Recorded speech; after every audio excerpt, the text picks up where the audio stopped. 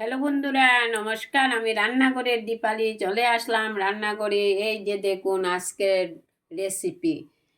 এই যে ছোট্টখাটো একটা ছোটো ইলিশ নিয়ে এসেছি, গরিবের ইলিশ যাকে বলে।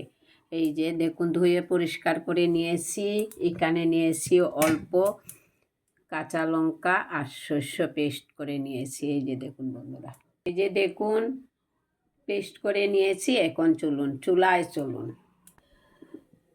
চুলায় কড়াই বসিয়ে রেখেছিলাম। এবারে অল্প তেল অ্যাড করছি। এই যে দেখুন আজকের ইলিশ সিদ্ধ বা ইলিশ মাছের ভাপাটা একটু হলে অন্যরকম। এই যে দেখুন পুরনে দিচ্ছি কালো জিরা। এখানে পেস্ট করে রেখেছিলাম আদা আর কাঁচা লঙ্কা, সরিষা, তা দিয়ে দিয়েছি। আদা দিইনি বন্ধুরা, ভুল বলেছি, তার জন্য ক্ষমা পাচ্ছি। এই যে দেখুন এই যে সরষা আর কাঁচা লঙ্কা দিয়ে দিয়েছি বন্ধুরা, ভালো করে একটু ভেজে নেব।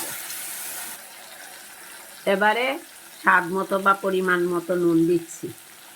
খুব সুন্দরভাবে মশলা থেকে তেল ছাড়ছে। এই যে অ্যাড করছি 2-1টা কাঁচা লঙ্কা,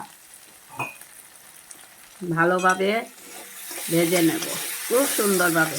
দেখুন বন্ধুরা, এই যে দেখুন মশলা থেকে তেল ছাড়ছে, পুরাপুরি মশলাটা একদম সাতলানো হয়ে গেছে, ভাজা হয়ে গেছে। বাটিতে মশলা রাখা বাটিটা ধুয়ে পরিষ্কার করে ঝুলটা দিয়ে দিলাম। এই যে ঝুলে জাল উঠে গেছে। এবার এই মাছগুলা দিয়ে দিচ্ছি বন্ধুরা। এই যে এইভাবে সম্বাসে পুরন দিয়ে আজকে মাছের বাপা রান্না করলাম। এবার চাপা ঢাকা দিয়ে দেব। এই যে দেখুন চাপা ঢাকা দিয়ে রেখেছিলাম, ঢাকনাটা উঠিয়ে নিয়েছি। আমি কিন্তু ইলিশ মাছ ভাপা সিদ্ধতে হলুদ ব্যবহার করি না। আপনারা হলুদ ব্যবহার করলে করতে পারেন। এই যে শুধু কাঁচা লঙ্কার শস্য বাটা দিয়ে এই রেসিপিটা করেছি, নইলে তো ইলিশ মাছের যে সেন্টটা আছে এটা নষ্ট হয়ে যাবে।